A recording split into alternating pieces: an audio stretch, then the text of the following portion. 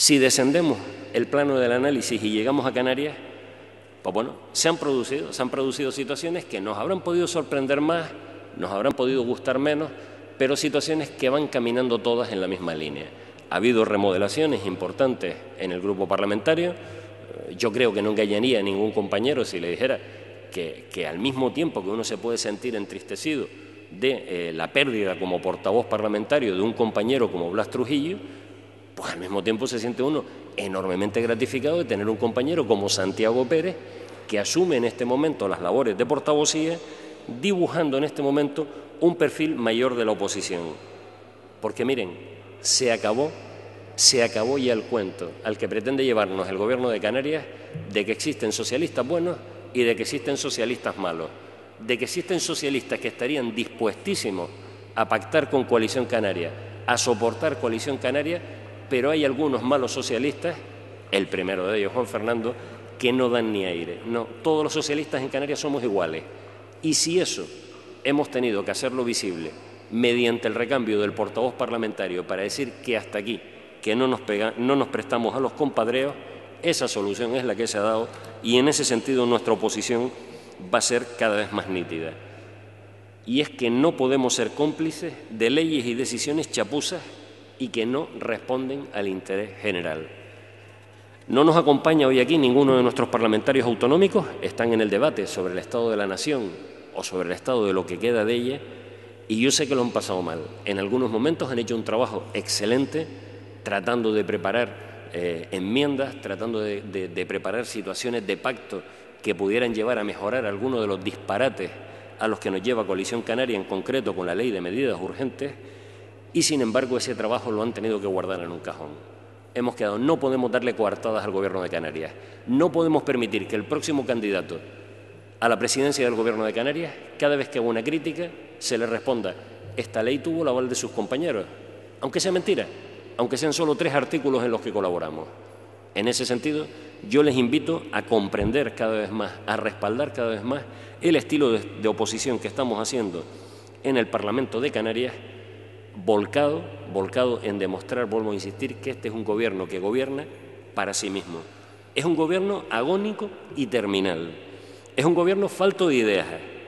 La última que se les ha ocurrido, y hay un artículo por ahí colgado en prensa fabuloso que habla de Gobierno de Canarias, fecha de caducidad, mirar en la tapa, de nuestro compañero José Montelongo, pero lo último que se les ocurrió fue ponerse a recoger medicamentos caducados, como si estuviéramos en este momento, después de un seísmo brutal, después de una explosión volcánica, sin ningún tipo de condiciones para reaccionar, desarmados nuestros sistemas de transporte.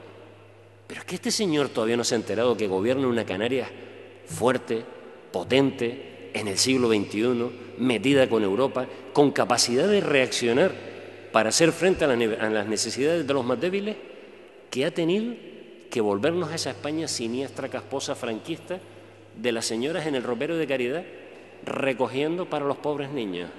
No nos merecemos ese que es el peor de los gobiernos de Canarias, porque mientras tanto es totalmente incapaz de manejar la RIC. La ingente cantidad de millones y millones, de miles de millones de euros en expectativa de destino, Soria lo único que puede decir es: hombre, a nuestros empresarios les cuesta en este momento por la crisis materializar la RIC. Se olvida de la RIC, de decir que la RIC son impuestos de los que tendríamos que estar disfrutando todos. Pero miren, como ahora no las pueden gastar, vamos a darles aplazamiento, vamos a dejarles que las inviertan fuera.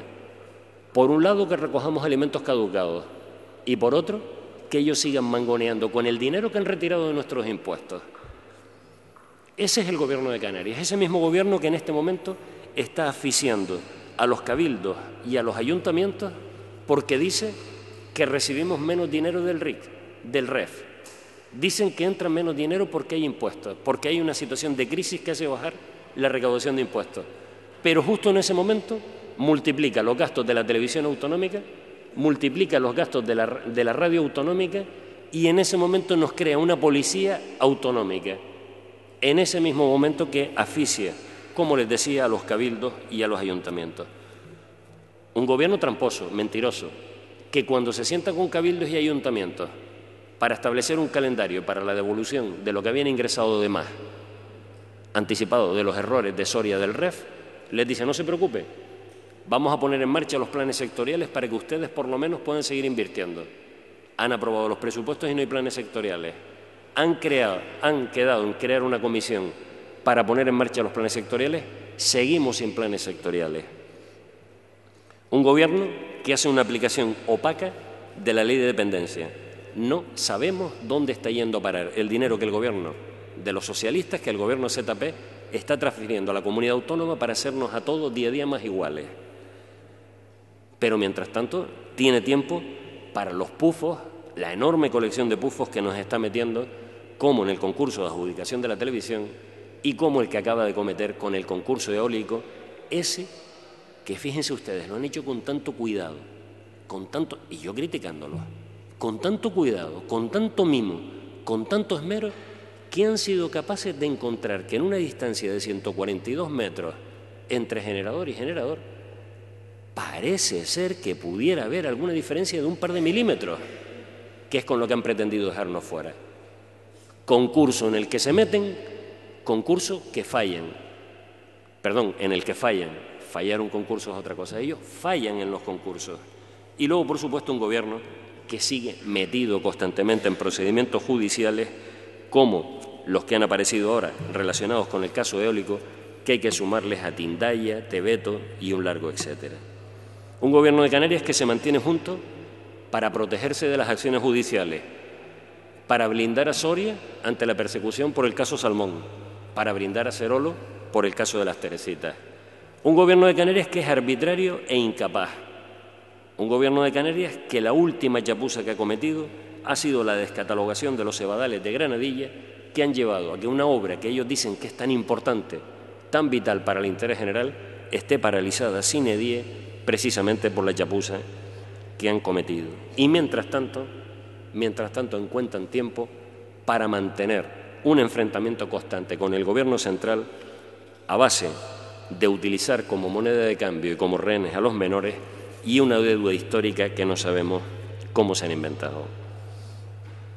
Y les hago referencia a esa posición del Gobierno de Canarias no solo porque termina de dibujar, de configurar el panorama en el que nosotros debemos desarrollar nuestra actividad, sino porque luego, cuando empecemos a hablar del plan de trabajo de la Ejecutiva, tendrá un lugar especial la tarea que tenemos que desarrollar como socialistas en Lanzarote, para combatir al gobierno más pernicioso, más nefasto, más peligroso para los intereses de los lanzaroteños.